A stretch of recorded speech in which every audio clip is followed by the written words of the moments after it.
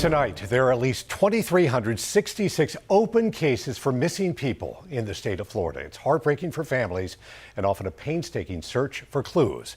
Tonight, a unique four-legged approach to finding missing people with a cute little carnivore named Splash. Florida is a water state. They are the wild waters where people play and predators prowl. We see the ones on the surface, but we never see the ones down at the bottom. A place where search teams look for signs of life and sometimes the secrets of death. The scent will generate for a long time. Now this curious carnivore is joining the search for clues. It's going to be her car. It's a dark red maroon Chrysler wagon. Yeah. It is a moment of success after a dark mystery, decades in the making. We just found Marie Sherman, dude. Divers with Sunshine State sonar find a car belonging to Maureen Sherman. Dave is pulling trees off the back of the car right now. 150 feet from her townhome at the bottom of a Miami-Dade canal. They said we looked and she wasn't there. I think that was the honest end of their search. Inside are the remains of the mother of four, missing for 38 years. There was always this, idea in the back of the head. Maybe, just maybe. She changed her name, moved away, just wanted a different life. Maybe one day we'll hear from her.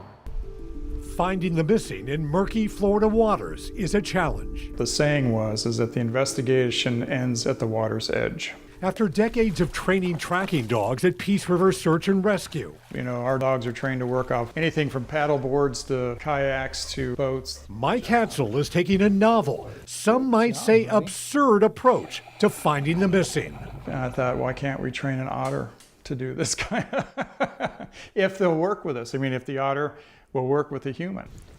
Meet Splash, the world's first search otter. Splash is trained to locate and identify the odor of human remains.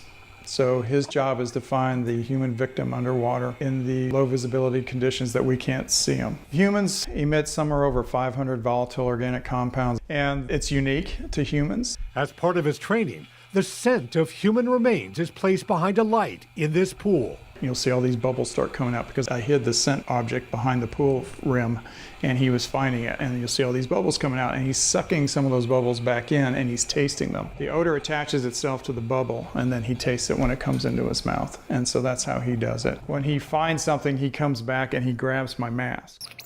Last year, an Arizona zoo owner heard about Mike's wild idea and donated Splash. He is an Asian small-clawed otter. Splash has gotten big, in part because success in the pool. Yes. Good boy. Is rewarded with a steady supply of salmon. Diving in these waters is dangerous, especially for an otter tethered to a line. Yes, the danger we worry about Splash here is the alligators. For both of us, it's dangerous. I have bumped into alligators. And when he's not in the water, Splash is sometimes in Dutch the dog's water bowl, or all up in the cat's business. And now he likes to wrestle. At the end of each day, Splash has a place in the family bed.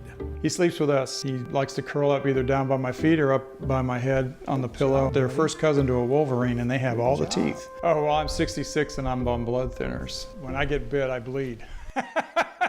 Let's go, Hoffa. While Splash is a member of the family, his day job is to provide answers to families of the missing. Mike says Splash is turning skeptics into believers. I got a list now of search requests for people wanting to use Splash all over the United States. He's very popular with FBI and FDLE now, so he's,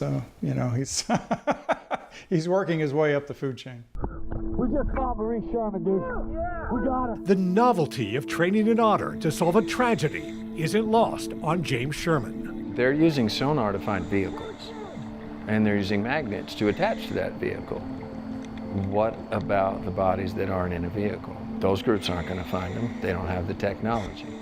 So having the otter who can go down there and smell it, that's a whole new door opened up. As Splash hunts, he helps find the clues that elude investigators, one bubble, one breath at a time. Successful. I expect to see a lot of otters out there. I think they'll be like standard issue probably in 10 years from now.